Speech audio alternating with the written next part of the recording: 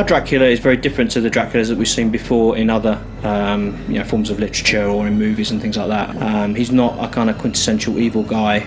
It's a tale about someone that doing good ends up being evil. It's not black and white, it's very much shades of grey.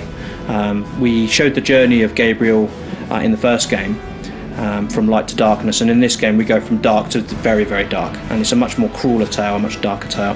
And I think that following a character that you can identify with is really important. So we wanted to have a guy that people really saw, really felt for him, they understood how he got to that place. And so I think in many ways our Dracula is more human than previous incarnations of Dracula. Dracula's motivations are to end his immortal life. That's the main thing that's driving him in the game. He's been alive for a long time. He's tired of living. He wants to end this and to move on. Don't misunderstand me. He's an evil guy.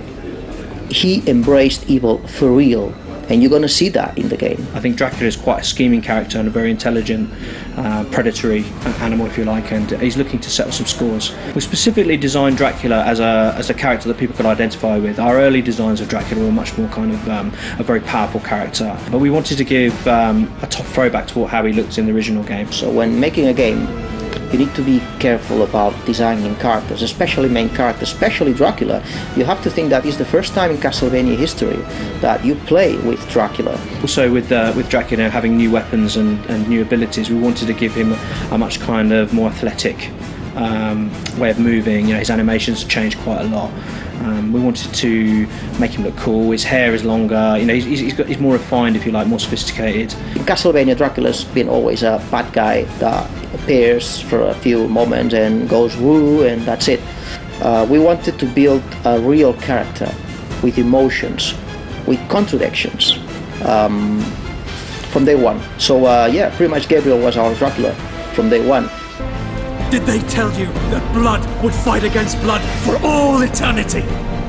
We'd already done a lot of the work already with the motion capture actor, so there was kind of like a guide, if you like, to go to. And I think that what Robert's brought to the role is he's made Dracula really dangerous, and you can sense the evil, you can sense the kind of predatory nature of the character that wasn't there before, and I think it really comes across. And that's something he was very certain that he wanted to do on the voiceover section, because we kind of wanted him to imitate what the other actor had done. And he was like, no, Gabriel wouldn't do that. He wouldn't be like that. He would be much more like this. And as soon as we heard his performance, we realised that actually he was right, that this was the way to do it. I am no longer Gabriel, woman. I am the dragon, Dracula. I am the Prince of Darkness. I think my favourite Dracula in cinema is probably Gary Oldman's portrayal of Dracula in the Francis Ford Coppola film. He changes quite a lot between, a real person with emotions. He loves, Winona Ryder's character, and the love between them is quite, very powerful. But also, he's kind of this nasty, he's this monster, and we see that really clearly. And I really think his portrayal was probably the best Dracula I've ever seen. I also loved the previous one, especially Nosferatu, the old, very, very old movie.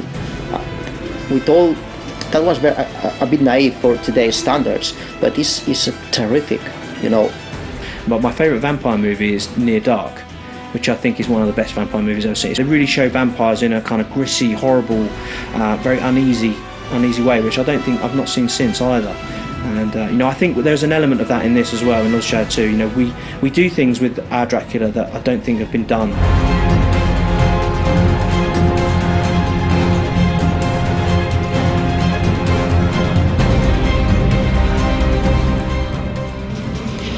So I hope that's given you a deeper insight into our Dracula from Castlevania Lords of Shadow 2. If there's anything else you'd like to know, please send in your questions to the Twitter account address displayed on the screen, and I will answer them on behalf of Dave in a response video coming up soon.